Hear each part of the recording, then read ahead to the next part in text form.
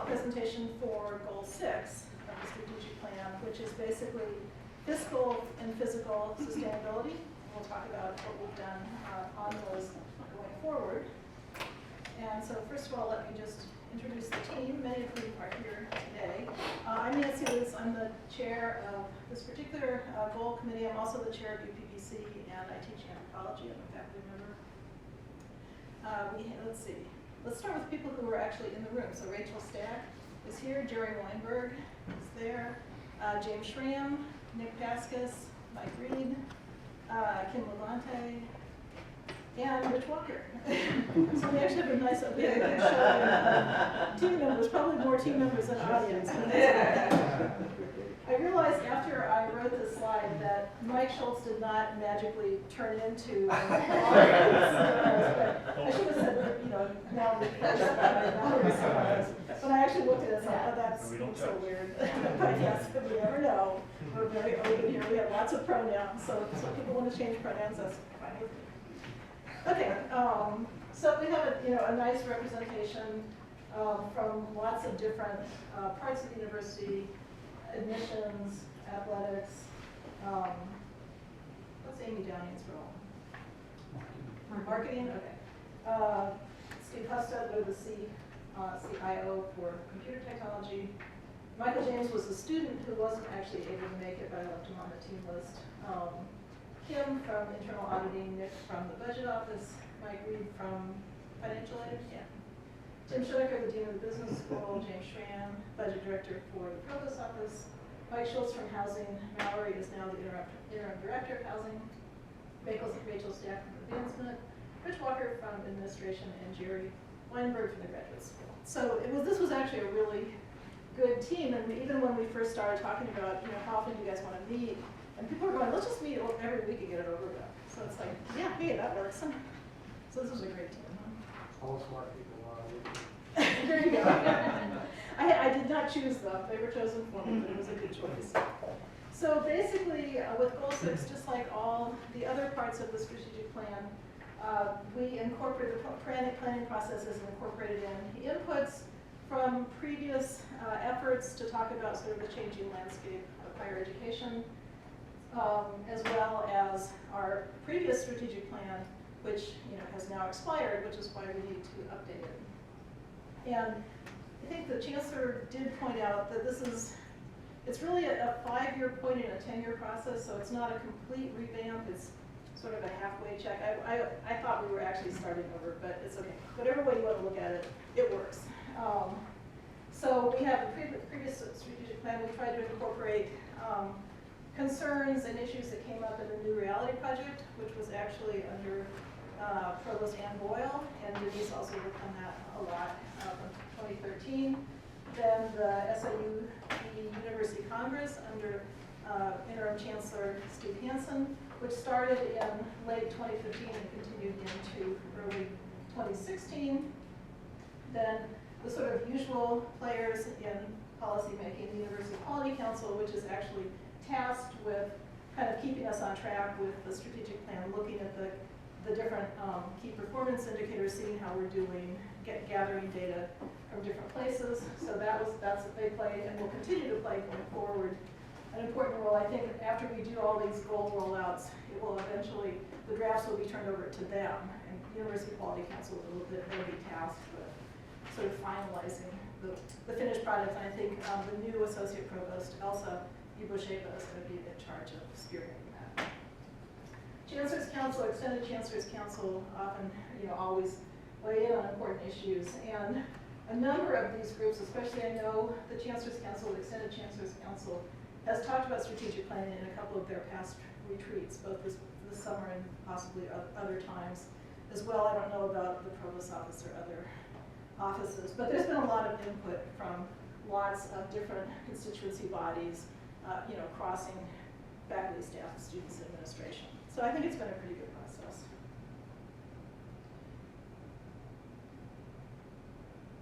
There we go. Okay. So any questions just before we jump into the actual sort of? I think it went to public. Oh, I'm sorry.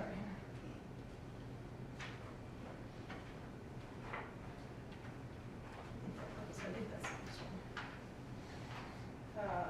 it's 3. Oh no, the first was with title, okay. So any questions before we jump into the actual language of the goal, and the objectives? Okay, so basically we were compiled from all of those previous processes. We were given a kind of set of a sort of wording for the goal, a set of what were called big questions to think about in thinking about the goal, some ideas for objectives, and some ideas for dashboards or KPIs, and the group was then tasked to winnow through those, see if they were the right questions, see if they were the right objectives, change the wording, work on KPIs, and so on. So the first part was just the statement itself, and there's been a couple of interesting changes here. So the statement we came up with finally was to develop, maintain, and protect the university's physical and financial assets through sound and sustainable practices. That's our kind of going forward. If anybody has suggestions for changing that, we're happy to take them. Basically, the goal 6 in the previous strategic plan said develop, maintain, and protect the university's assets by practicing and promoting economic, environmental, and social sustainability campus-wide. Our group liked sort of terse, concise language. I guess if you put a bunch of budget people together, you get very sort of efficient language. So we actually kind of winnowed that down to our current version. Interestingly enough, what we were actually handed from this planning process to start with said develop, maintain, and protect university assets through sound economic practice. And we kind of looked at the previous ones or looked at the previous strategic plan, and that's like, well, why did sustainability drop out? And we weren't completely happy with that. There was some sense of maybe it wasn't such a priority anymore, but then the chancellor came to faculty senate, and when he was talking about the goals, he said goal 6, sustainability like physical, fiscal, and environmental. So it's like, okay, we're putting it back in. So we put it back in. That actually made me very happy. And it's just a broader sort of application of the word. Right. Sustainable. Right, and we'll talk about that as we get a little further. Okay, so once we sort of were happy with the sort of wording of the goal itself, and we did tweak it a couple times during the process as we sort of moved forward, thinking about questions and objectives. But basically, again, from the input of the previous processes, as I mentioned, we're given these sort of 3 sets of sort of semi-raw data to work with, big questions, objectives, and dashboards. And in our group, we actually felt pretty comfortable with most of the ones that we were given. We did tweak the language, but we really didn't deviate too much from the sort of suggested objectives and dashboards that we were handed. There was one, though, that we didn't put in that had come up in the University Congress, so I want to talk about that process a little bit for anybody who sort of feels like, wait a second, what happened to that? So one of the objectives or big questions that came out of the University Congress said what challenges and opportunities exist for incentive-based budgeting. And here I think the concern was really maybe we should move closer to some kind of RCM model, responsibility-centered management, which is more decentralized, where each school or unit has their own budget, and then there's some ways to navigate administrative pass-throughs and so on. And so what happened in response to that, then shortly after the Congress in spring 2016, a committee was formed, an ad hoc committee to actually look at this. It was set up as an ad hoc committee out of UPBC. And so the members, again, included Laura Bernay, the dean of the nursing school, Kathy Folland, who was bursar, myself, I was actually just chair designate of UPBC at that time, and Morris Taylor was the chair. Laura Miles was the budget director for student affairs. Shavonda Mitchum, who is currently the budget director for CAS, but at that time I think she was actually associate director at the East St. Louis Center. So she was bringing in kind of 2 sets of expertise. James Schramm, again, for the provost office, and then Bill Winter, the czar of budgeting from the chancellor's budget office. So this was again a really good committee. since I was only UPBC chair designate, this was actually one of the first chances I had to work with kind of heavy hitters in the university, and I thought it was really interesting.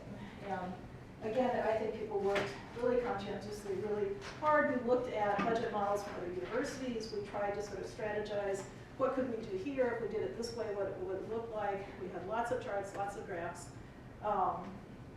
lots of good ideas. So we did work really hard.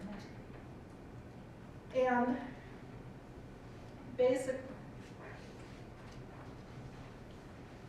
so I'm jumping ahead. Okay, so I told you who the people were.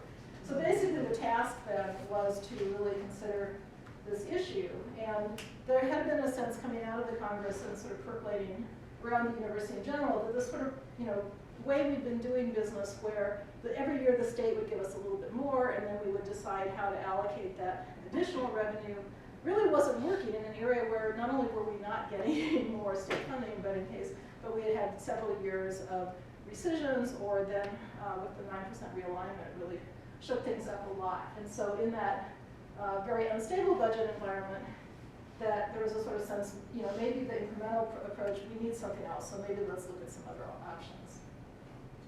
So the task was, should SIUE move to a different kind of budget model, and if so, what principles should guide this model? And there is if anybody wants any of the documentation from this process, I have stuff that I can send you. So we have pretty good documentation on what we did. So basically, we were supposed to look at things like increased transparency. Again, there was a sense with the incremental budgeting model that units didn't necessarily know how whatever additional monies the state was giving were being allocated across the different vice chancellor areas. And so there was an interest in more transparency. There was a feeling that we needed something that could, sort of incentivize new ideas, so new innovations from the schools or units, how to grow, and so on. A sense of wanting more flexibility. And again, I think initially people thought that if you got away from a centralized model and moved to a more decentralized model, there could be more flexibility for each unit. This actually didn't work out as well as we had hoped, but that was the idea. And then again, accountability, so that every unit would have to be accountable for the decisions they're making. Okay, so what happened was we basically said, it's a good idea, it works for private schools, it doesn't really work for state schools unless you have a super stable state budget. And in an era where you don't know what you're going to get from the state year to year, it's very hard to move away from a centralized model. Because at least in a centralized model, you can see what you have and then try to allocate as fairly as possible, given, and in some years, remember, we didn't even know the budget until well after July 1st. So, I mean, really, August is coming very quickly, and we don't even know what the budget's going to be for that fiscal year. So we really felt that until we reached a point where we had some kind of really very stable commitment from the state, we weren't going to be able to move away from at least a good core of our budgeting being centralized. There was also some issues with like the way the pharmacy school works, the way the dental school works. It's like not all units work exactly the same across campus, and so you couldn't quite do if you decentralize it into 6 silos, the silos were not all weighted equally, and again, it was very difficult to figure out how you could do that in an RCM model. So basically, we said we're really not at a point where we can consider this as a major part of our budgeting effort, or maybe even a majority part. But instead, we do think there's some really interesting ideas in the RCM model, and so we want to see where we can actually put in those sort of incentivized structures to get innovation, to give some funding back to the units that are actually growing their enrollment or growing their programs. And so since this time, we have actually started to implement some smaller pieces. So differential tuition across schools would be one way that the schools get the benefit of that differential tuition. When we started doing winter session classes, which are all online over the 3 weeks of Christmas break, the revenue from the enrollment in those classes goes back to the schools and departments. So you know, in anthropology, for example, we actually got $7,000 back from our last year's winter session, which was a huge, I mean, that's actually bigger than I think the rest of what we had left in our budget. So that was a real boon for us. And so winter session has been really received very positively, not only by students who want to sort of facilitate their graduation, but also by units who are actually getting some revenue back from them.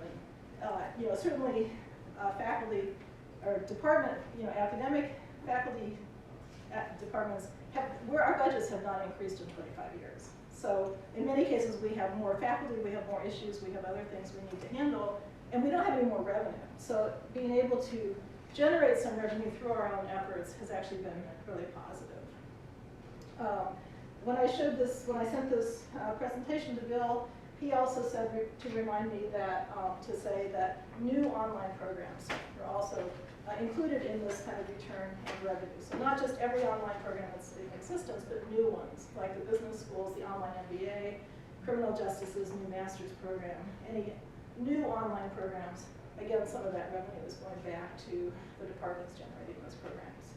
So I think so far what we've tried in these smaller pieces has been quite successful, but we really didn't feel comfortable trying to extend that in a much bigger way across the university. I know there's a lot of people who have more expertise on this than I do in this room. Does anybody want to say anything about that before we kind of move on? Yeah, Dave. Yeah, I know it was very frustrating for those of you on that subcommittee. Spent a lot of time and effort. But I really appreciate the outcome. I think it was the smart thing to do. I mean, I think we felt pretty good about it. This was right at the point where, you know, sort of Randy was really coming in as new chancellor. He seemed okay with it as a sort of, let's try some smaller things, and we can always revisit this later if the environment changes. But Illinois beat Illinois. That's probably not going to be in the next 3 to 5 years.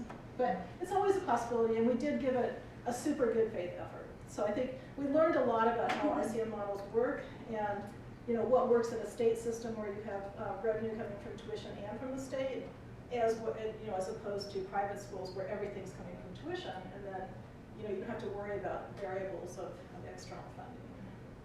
So I think it was a really good process, but because it was a very high visibility issue, I really wanted, and we didn't end up including it into our, as you know, sort of into the current strategic plan goal. I wanted to actually spend some time just sort of saying, okay, here's what we really did, and here's why it's not in the current strategic plan, except in the smaller pieces. Okay, so basically, as I mentioned, we were given a set of what were called big questions to, kind of frame the process. And so basically, we went through them.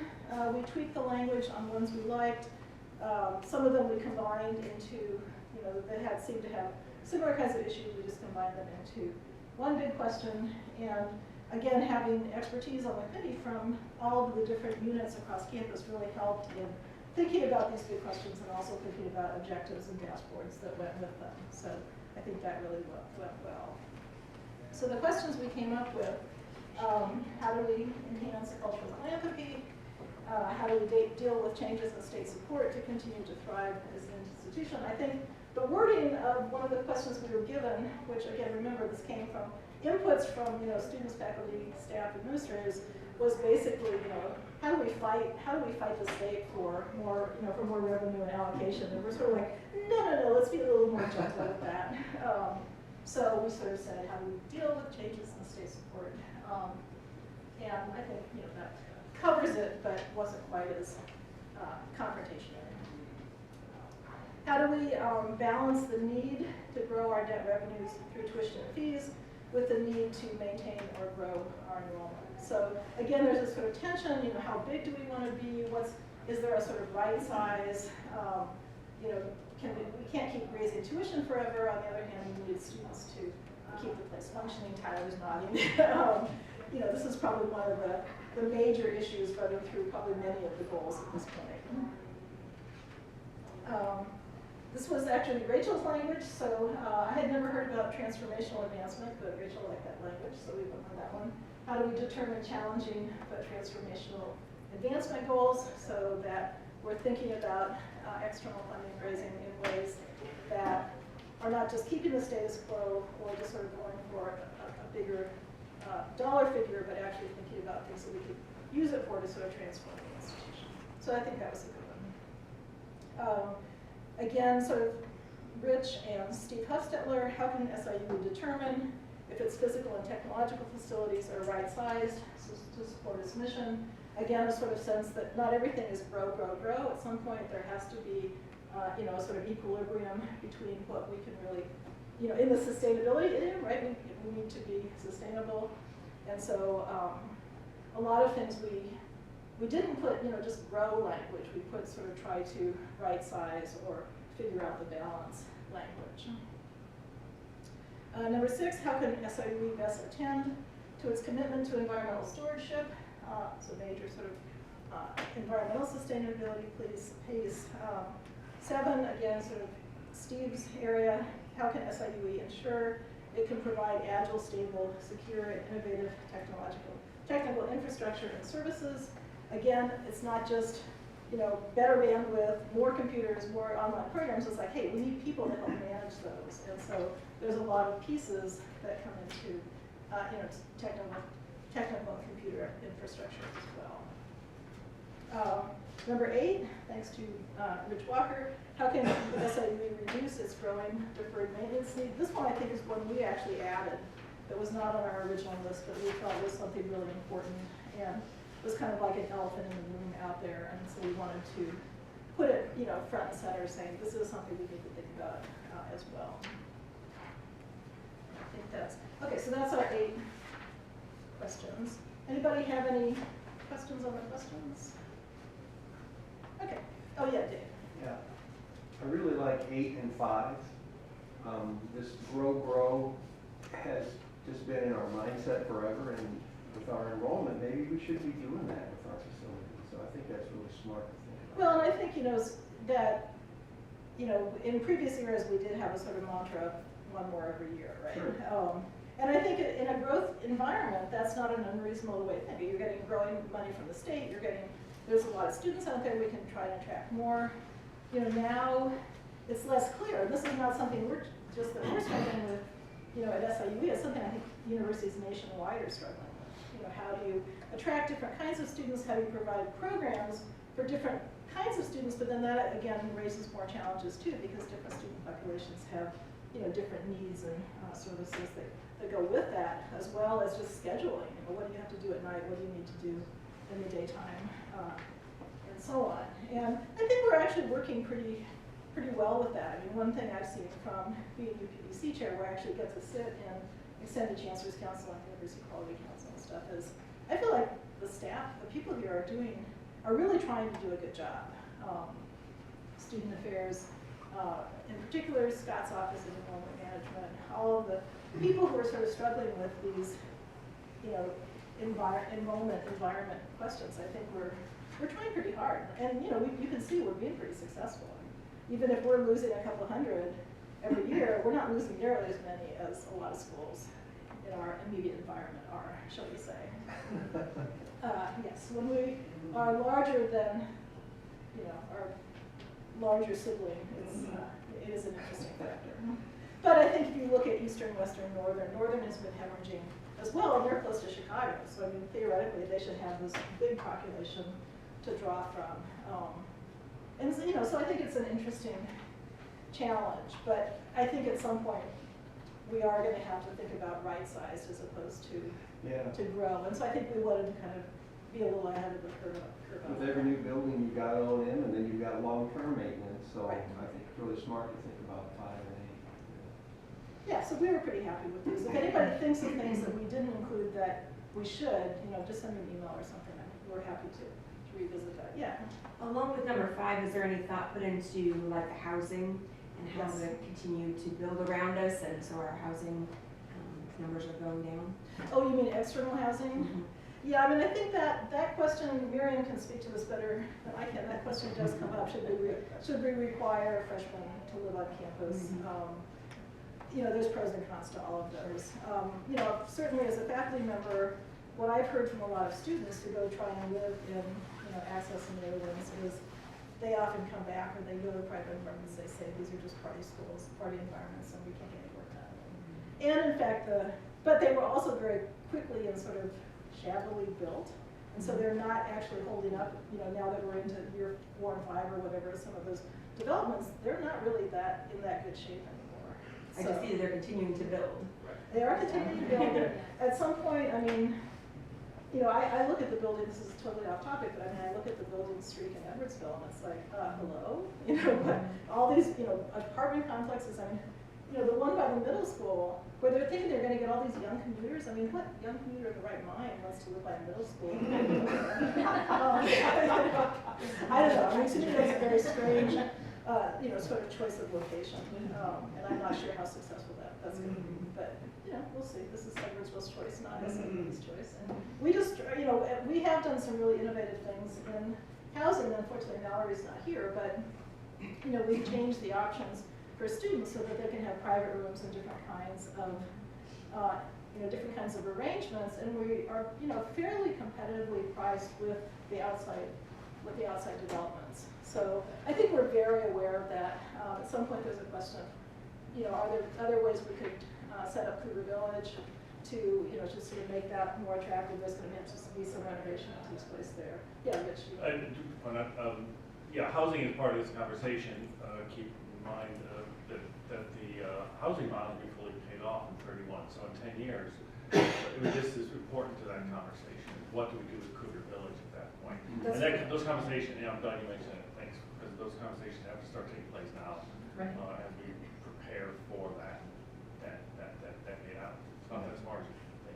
Well, and if it's paid off, then we have a lot more options, because we're not just, paying down debt. We actually, can vote. And all options on the table, from taking it down to replacing it with something different. Right. But I think then, Yeah. I think the important thing though, when we think about that then, is building new construction, if that's a way we go in housing, increase generally the cost. And so when we're already trying to be very conscious of affordability for students, right, even when a bond's paid off and your oldest facility is our most affordable currently, new construction is not the most affordable option always. And so just, all of that is difficult to balance. And we could certainly think about, repurposing Cougar Village to have some classroom delivery out there and stuff too. I mean, there's other ways we could try and provide a little more flexibility for students who may have different kinds of constraints. So yeah, I think there's lots of possibility, but these are things that, as Rich said, we need to really start thinking about them. We can't wait until 2030 to think about a bond that's going to be paid off in 2031. Any other questions, just in terms of our sort of big questions environment? Okay, so what we then had to do was to come up with objectives that actually helped to address these big questions, and some dashboards or KPIs to go with them. And again, we were given a set, from these previous deliberative processes. We were pretty happy with most of them. Again, some of them combined the language. We thought there was overlap in different goals and so on. In a couple of cases, in helping us to, even though we had a lot of expertise on the committee, to help us think about some particular ones that we didn't feel like we had enough expertise in the committee, we did bring in people to help us as well, as you'll see. First one was pretty straightforward. Maintain key financial and efficiency ratios at or above desired levels. And when we tried to come up with what we were tasked to call dashboards, what, at least in my mind, I was reading as KPIs. Maybe I misunderstood that a little bit. But at any rate, in our committee, we tried to stick to things that were really measurable, that we could measure, that we had data already about, that we had the ability to measure. And so these are not sort of, aspirational ideas about holding hands and kumbaya. They're sort of like, what do we have the data on that can help address this objective? So our financial ratios are what we actually spend versus what we budget for a year. Our IBHE efficiency measure, which is sort of the overhead cost per credit hour. Again, I'm not a budget person, but we have Nick and James in here. Does anybody want to add anything to that, or does anybody have questions on any of those? This one to us was pretty straightforward. It's like, the money and the data that measures what we get and what we spend. and how efficient we are. This one, so number 2 was a sort of thorny one. This goes exactly back to the previous discussion we just had, how to maintain or increase affordability for students and competitive pricing. And this one, we first of all tried to give it to Team 1, to Scott's team. We said, let us, this really belongs in your domain, let us gift this to you. And Scott was very eager, he said, yes, I'll take it. But then his team said, no, we don't want it. So back to Team 6. So I nobly took it back, but then we brought in Scott as a sort of honorary member to help us really think about how we would address this objective the same as if it had been in Team 1. So again, I think there was a sense of, it's not just being the cheapest, it's being competitive, it's being affordable, but again, with other constraints of, how do we actually provide for the programs we want to deliver. And so, originally we started with pretty straightforward indicators like, tuition fees, housing costs, but Scott really said, this is a much more complicated picture. You need to think about scholarships, and even with scholarship money, you need to think about there's still unmet need. How do we deal with that? There's financial scholarship money, there's merit scholarship money. So there's a bunch of things that we really need to think about, and we need to think about it in relation to our competitors. This is not just us in a vacuum, but we really need to sort of think about where we fit into the larger landscape. Cost of attendance, unmet need, talked about that. Price elasticity studies, this is something that we're working on right now to try and figure out, are we priced at the right price point? Could we go up a couple thousand in tuition and people would still be happy with us, or have we reached our ceiling? Again, what can the market bear in some sense? And so we have, I think, either hired an external firm that's doing this, isn't it? And I think some of that data is coming back to us now. I think the Chancellor's going to report on that next month in the VC meeting, so presumably in the other venues as well. But we're starting to get some sense from that. Yeah, and I think whenever we look at that list of Illinois universities, we used to be at the bottom, and now we're a little further from the bottom. But I think there's one discussion that's, aside from the do you want to be R2 discussion, which we're not going to talk about here, but we look at that list and it's like, really, we'd like to be thought of more like ISU than thought of like Western, or thought of like Governor's State. It's like, and that there is a kind of perception in some families' minds that if something costs a little bit more, you're getting a better product. And so if you're the total bottom, maybe they're not just thinking, oh yeah, this is the best value, but they're sort of thinking, it's kind of community college. So there's a lot of questions here, and I think getting some actual data from an actual price elasticity study is going to help us, not just sort of think about those subjectively, but actually think about those in a way where we have some good financial data to work with. So I think that'll be exciting. Yeah. Yeah, I think Dave Warner used to want to be higher up in that list of universities. But then every time we increased our tuition, so did everybody else. We just stayed at the bottom. So yeah, and I think that we're also thinking to be closer to say ISU. There's ways we need to market ourselves. There's programs we need to highlight. There's all kinds of other stuff. It's not just price, right? If you want to attract a certain population of students, get them away from U of I to us, then cost is not going to be the only factor that's going to sway them with their parents. Okay, so price elasticity studies, and again, competitive price points. So this one really, this is Scott's language, but what he means by this is for external partners, there's things like the RN to BS program with Barnes, the sort of off-campus nursing programs, other kinds of corporate partnerships programs. So how do we sort of price those programs competitively? Again, it doesn't have to be the same tuition that a first-time freshman would pay. We sort of need to see what the market would bear on those as well. And then special populations. And again, I think the thinking here is if we're looking beyond a traditional 18 to 22-year-old student body, then are there ways to, are there populations that we can attract for more or less? So if we're going to market something to certain corporation, again, not necessarily a degree completion program, but certificate programs or whatever to police officers or to IT people or whatever, maybe we could charge them a little bit more because their, companies will pay for that. And if they're successful companies, they might be willing to pay a little bit more. So again, as we think about diversifying the student population and the kinds of programs we offer, then, an analogous piece that we have to think about it is diversifying the sort of cost and price points for those programs. They don't necessarily all have to be the same. Other questions? Okay, our third objective, increase net revenue generation within the university's interests in academics, scholarship, and public service. So again, we would like to grow in a kind of net way to the best we can, especially so that we have more flexibility where the state is not sort of increasing allocation for us, but again, being mindful of all three parts of what we do here, which is academic programs, supporting students, and scholarship money, and then public service programs.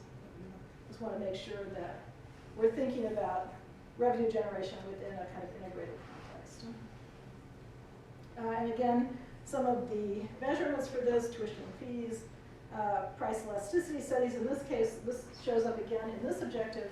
And here I think Scott was really highlighting that in this case we're looking at maximizing revenue for high demand programs. We're not just looking at tuition, what the market will bear with for first time freshmen. So there's a kind of couple of different pieces to what you can get out of those price elasticity, I can't talk anymore, studies. So tuition from new academic programs, again like the online MBA, new programs we're reading online. Money from awarded grants and contracts.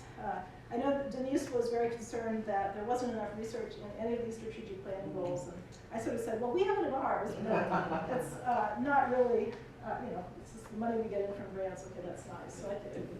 And just to be clear, the reason that Denise is concerned is that, getting grants and contracts isn't just about the money, it's about the work that we do, the research, the scholarship, and the public service. So I'm sure as we go through these open forums, they'll creep into those other goals.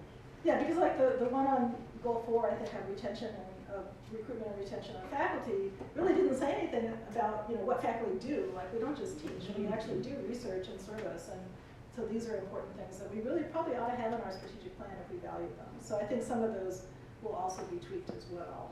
There wasn't a lot where we could really tweak it in ours other than to say, yes, this is an important part of revenue generation, but if it comes up, we can certainly do that as well. Money from University Park, ancillary income like licensing, clothing sales, bookstore, athletics, tickets. In this one, Jason Kumar actually, there have been people who had suggestions for dashboards on specific things like ticket sales and whatever, and he said, no, let's just put them all together. That really all those things fit in one sort of pot, as opposed to having 16 more dashboards for each one.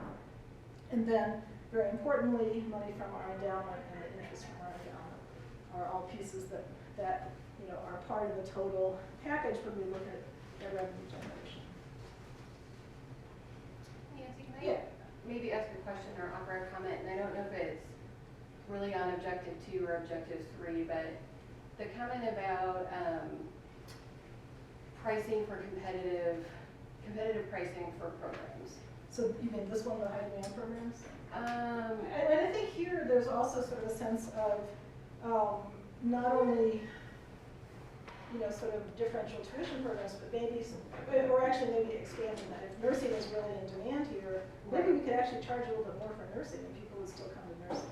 Right, so I think it was just, what I was thinking about is some of the kind of push to lower prices or lower fee costs and things like that without necessarily taking all the way through that the cost of delivering that program may actually be more expensive. Right. And so when we're asking that fee or that tuition to decrease, but the cost is actually more than what we deliver to an undergraduate, there's actually a larger loss financially, potentially. And so just kind of, while that's a great bullet as a dashboard to have on here, I think we have to extend that out a little bit to also be thinking about, is the cost of delivering that more than... And I think really what we're my sense is that we're not just looking at what can we attract more students by giving them a cheaper price, because that really Right. sort of hurts us, but what can we attract more students and get some more money from it? So it's kind of a win-win. There's certainly things where we can be mindful of that we need more scholarship money for certain populations and so on, but I don't think we're trying to say we're gonna attract adult learners by offering them a community college price. It's like, no, let's try and attract some adult learners who, may be able to pay at least what our normal tuition is, or some other package. But yeah, I think really we're thinking about more expensive programs rather than less expensive programs. But yeah, I think that the delivery costs, even a new online program, it can be efficient in delivery cost going forward, but it's a huge upfront cost. Both for the faculty member developing it and for ITS to support it. Yeah, David. I think Miriam dawned on something.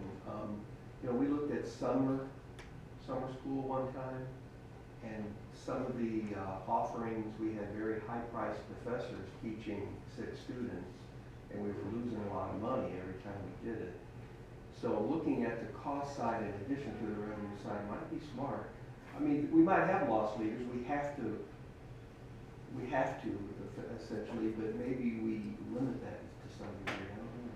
Well, and I think that discussion probably takes place within particular schools as well. I know in CAS, or at least in anthropology, we offer winter session and summer session courses taught by our instructors, because they are cheaper than those of us who are senior faculty getting them on salary to teach that course. And that seems like a way to keep costs down without having to sort of say there's an arbitrary ceiling of $3,500 per course or something. And the bargaining, the CBA from the Faculty Association does have some stipulations about summer salary as well as who should be offered chances to teach it. But yeah, I think that certainly for people like James are probably aware of that from the Provost's office. Certainly Greg Busbed and Cass, since we offer a lot of the general ed courses, I think we're very mindful of that. And yeah, there have been slippages, absolutely, where an expensive full professor is teaching 6 students, and I think we would like to discourage that. And I think, Nancy, for me, my lens is gonna be from the fees, because that's the areas that I oversee. Right. And I have not had an occasion yet where anyone's approached us about charging students more for fees. It's always, can we half that fee, or can we waive that fee?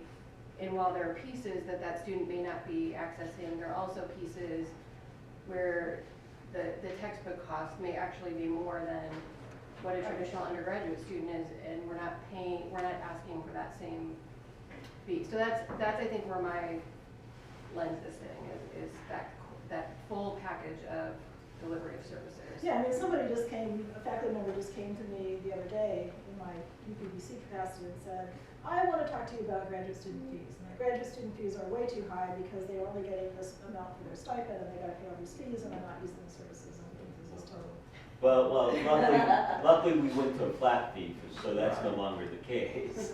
I also like to point out, particularly, when you're talking about summer or winter session, we have become mindful of the cost of delivery as opposed to the revenue. So when we think, and James could talk more about this than I can, but when we sit down with the deans and talk about what courses to put on during the summer, we talk about those that we really require in order for students to continue towards graduation, those that we know have a good pull for enrollment, and then those others that we'd like to do it if we can afford it, as well as the cost makes sense in terms of the enrollment.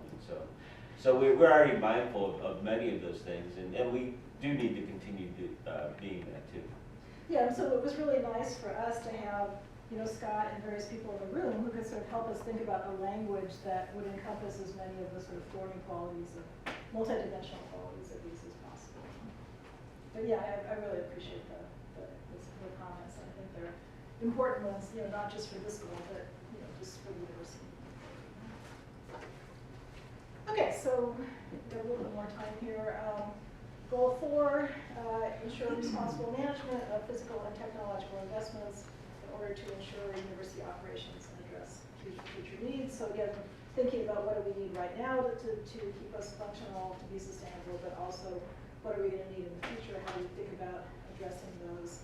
So again, something deferred maintenance comes in here. When we thought about reporting systems that we have the 21st Century Building Renovation Plan, which Rich is intimately familiar with. We have capital ramp with the documents we propose every year for that, and then we have, Steve said, well, you know, how can we really measure management of technological investments? And he said, well, we could look at the percentage of our ITS annual goals every year that we have actually completed. That would be something that we could measure. Questions on this one? Okay, goal, objective 5, which has to do with the foundation and fundraising.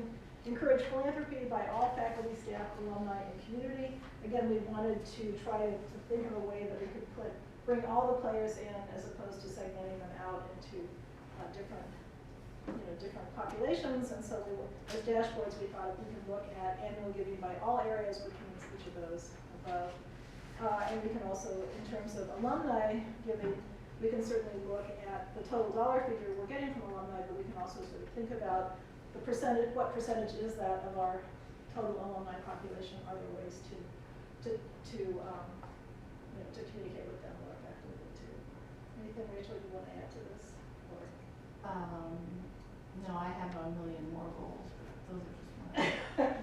So yes, there are many sub goals within our bigger goals. Each of the If we can do these, I'll be happy, but I've got more. Okay. No, so this is our final goal here. This is our sort of environmental sustainability goal. Strengthen our commitment to economic, environmental, and social sustainability. There is a reason we have all three of those in the goal, which is that I had noticed that in the language of the original our older strategic plan, I thought, you know, why social sustainability? Why is that other stuff in there?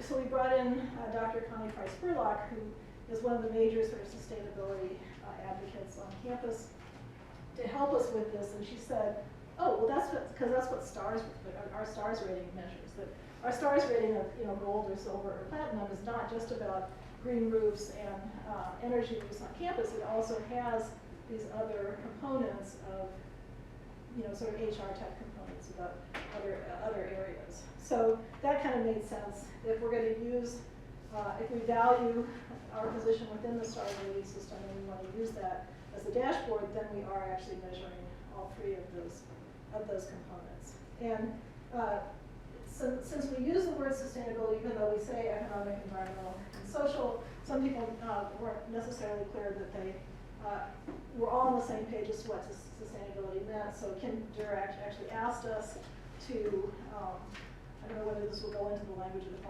final goal, but she wanted us to be mindful of a definition of sustainability that she liked, which is the ability of a community to develop processes and structures which not only meet the needs of its current members, but also support the ability of future generations to maintain a healthy community. And Connie said, yeah, that's a pretty good definition. That's one of the sort of major ones out there.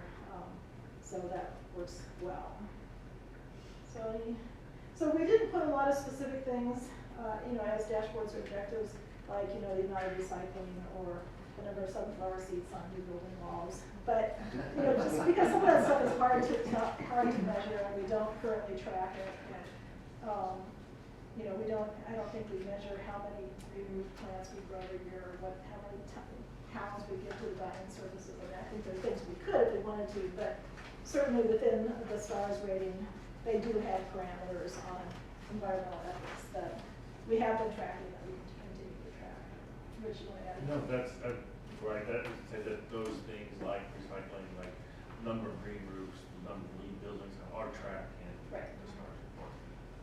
So we thought that was a nice, even though it looks like this is an important goal, but we only have one little dashboard. It's like, oh no, but this is actually a fairly major dashboard. And so, and it does include a lot of things. Even things like hours of community service, which Right. things like tracking STARS. Right. Okay, so those are our, and then my final slide basically just says, thank you to everybody on the team and who showed up today. Any of you who come back tomorrow, or maybe other people will come tomorrow afternoon. We have a second version of this from 2 to 3 tomorrow. Kim Durr in the Chancellor's office Karen put in a lot of effort helping us schedule meetings and things, and Michael is always my right-hand man as EPDC chair, and he helped out with some things with this as well. Questions, anything? Well, thank you very much for coming. I wasn't really sure if I would have any audience at all. But it's better than Friday afternoon, so. Thank you, Nancy. Yeah, thank you.